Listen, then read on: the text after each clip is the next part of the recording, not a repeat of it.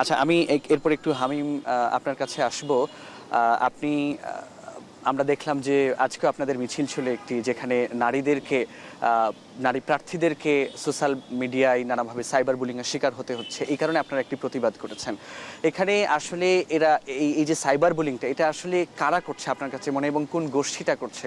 এবং আমরা দেখলাম যে শিবির আবার পাল্টা অভিযোগ দিচ্ছে যে তাদের যারা প্রার্থী রয়েছেন, হ্যাঁ, জুমা থেকে শুরু করে তাদের প্যানেলে অন্য যারা প্রার্থী রয়েছেন তাদেরকে ধর্ষণ থেকে শুরু করে নানা রকম তাদের বিরুদ্ধে ইনবক্সে কমেন্টে সেখানে দেওয়া হচ্ছে, এবং সেই কমেন্টগুলোতে যারা কমেন্ট করছেন সেখানে আইডিতে ভিতরে ঢুকতে গেলে দেখা যায় যে জাতীয়তাবাদী, তার কোনো কিছু সংশ্লিষ্টতা এরকম তারা বলছেন। আপনি সেটা নিয়ে কি বলবেন? মানে যেমন হেমা চাকমাকে নিয়ে আপনারা প্রতিবাদ করেছেন, কিন্তু জুমাকে নিয়ে আপনারা প্রতিবাদ করেছেন।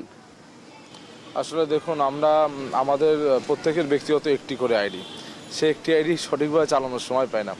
এবং ঢাকা বিশ্ববিদ্যালয়ের শিক্ষার্থীরা জানে যে কারা বট আইডি চালায়, কাদেরকে বট টিম বলা হয়, কারা বট আইডিতে কমেন্ট করে। এবং আপনি আজকে যদি 10 জন নারী এখান থেকে হেঁটে যাবে, 10 জনকে র্যান্ডমলি আপনি যদি তাদেরকে জিজ্ঞেস করেন, তারা কিন্তু এটা ছাত্র শিবিরের কথাই বলবে। কারো মুখে আপনি শুনবেন না ছাত্রদল বা অন্য কারো কথা বলছে। আমি বলছি যে হেমা চাকমাকে নিয়ে যখন শহীদ সার্জন জহুরুল হক হলের এক ছেলে যখন কমেন্ট করলো, সেই কমেন্টটা নিয়ে শিবির দেখলাম রাতে প্রতিবাদ করেছে, আপনারাও প্রতিবাদ করেছেন, আজকে মিছিলও করেছেন। আমার প্রশ্ন হলো, যখন ফাতিমা তাসনিম জুমাকেও যখন ইনবক্সে কমেন্টে এ ধরনের গালাগাল কিংবা তাকে ধর্ষণ কিংবা নানাভাবে হুমকি দিচ্ছে, সেটার ব্যাপারে আপনারা প্রতিবাদ করেছেন বা করবেন কিনা? আসলে যদি করা হয়ে থাকে তাহলে তো আমরা অবশ্যই প্রতিবাদ করার কথা, কিন্তু আমি জানি না।